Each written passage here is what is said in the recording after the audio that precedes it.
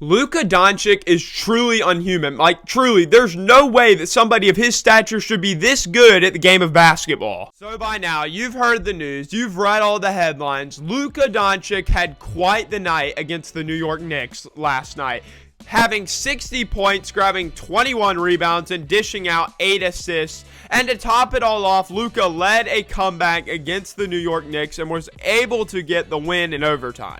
This performance is absolutely amazing. It's something we've never seen before, but it's so much more than what many of you think, and we're going to discuss it all in this video. But before we do, I just wanted to introduce myself for y'all that have never seen me before. Hey, all, I'm MacArthur Moore. I'm a sports YouTuber that makes NBA, NFL, NASCAR, NCAA, and golf content. So if you're enjoying this, thanks. It would mean the absolute world to me if you would hit that red subscribe button down at the bottom of your screen. And also, if you would share this video with your friends and family, it makes my absolute day when you guys do that. Also, if you want to see even more of my content, I'm very active on Instagram and Twitter, so there will be links to those down in my description. But without further ado, I do not want to waste any more of your guys' time. Let's get on with the video. Luka Doncic is truly a special player, and you might say, MacArthur, that's kind of a duh statement. Of course he is. No, but for real, he is a special type player. He's a generational type talent that you will tell your kids and grandkids, yeah, back in my day, I remember when Luka Doncic was a rookie. Like your parents say about Michael Jordan, or maybe even further back than that.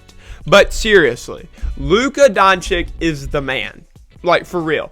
He has proven in the NBA that he can score the ball. He's averaged 27 points across his 5 seasons in the NBA, and this year he's just been on a different level, averaging 32 points, 8 rebounds, and 8 assists a night. That's video game type numbers, people. He is an MVP candidate. I believe he's number 1, but let's talk about this legendary night, this 60-point, 21 board, and 10 assist game for Luka Doncic. Okay, so number 1. He had a triple-double. That's impressive in its own right. You might say, MacArthur, it's really not, because that happens all the time. But it's not as common as you think. Players who get triple-doubles are better than the average. Okay, of course. But it does not happen as much as you might think, because if you only watch Instagram or YouTube highlights, everybody gets a triple-double. But that is just not the case. So anybody who can get a triple-double is an amazing player in my eyes. Number 2, he scored 60 points. That's something that happens maybe once or twice across the entire league. Now Luka's done it once. I think he can do it again this season, and I think he can go higher than 60 points. Really. I think the 2 times last season it happened was with Karl Anthony Towns and Kyrie Irving, if I remember correctly. Number 3, he led a comeback against a very solid Knicks team. It's not like he was playing a bum Charlotte Hornets team. He was playing a New York Knicks team that is very solid. And the Knicks were up 9 with 35 seconds left. So let's just break this one down. So first, let's watch Christian Wood make this 3-pointer, making it a 6-point game with just about 26 seconds left.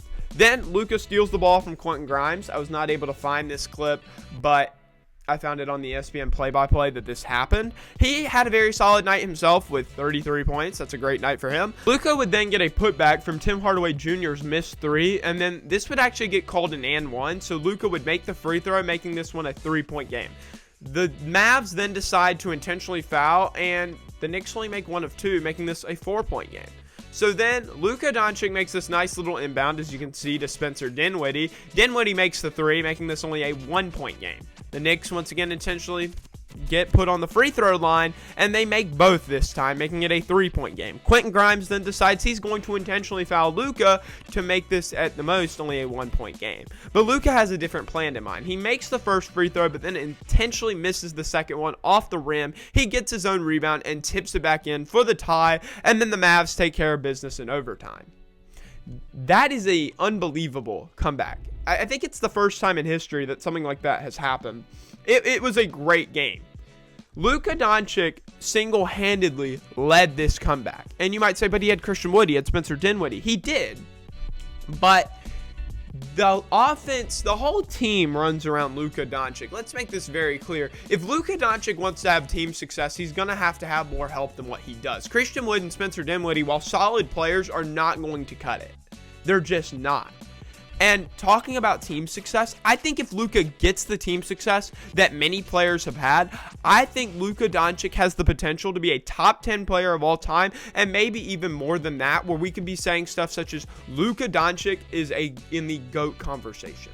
He has that type of potential. Now, if he reaches that potential, we don't know that yet. He's still only 23 years old. He has so much more room to grow, and I believe he will do just that for another 10 to 15 years because his game is timeless. Think about this. Luka Doncic does not beat anybody off the dribble with his speed. He does not dunk on anybody. He's just a good, fundamental, solid basketball player. And he does not look like a very good basketball player. He looks like the guy you would see at your local YMCA trying to get some shots up. But anybody who thinks that is going to get absolutely destroyed by Luka Doncic, just like he's been doing to people since he was a young child.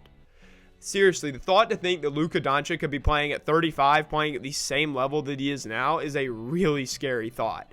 But I am here for it. I'm not even that big of a Luka fan. Like, I don't even think I follow him on Instagram, now that I think about it. But I just look at him and I see potential, really. So that's why he amazes me as a player. But anyway, y'all, that'll end today's video. I want to thank you so much for clicking on this video, spending this time with me, breaking down this amazing night for Luka Doncic that I believe is only the beginning for him. The questions I want you to answer down in the comment section, I love hearing from you, are: number one, do you think Luka Doncic is in the front running for the MVP? I think he's the front runner for MVP personally. And number two, do you think Luka Doncic has the potential to be a top 10 player of all time? I certainly think so, but he's going to have some team success. He's going to have some help from the Dallas Mavericks, and they're going to have to win a championship, or he's going to have to go somewhere else. But he has the potential to do it, I believe. But let me know your thoughts. Until next time, I want y'all to have an awesome day, and I will see y'all later.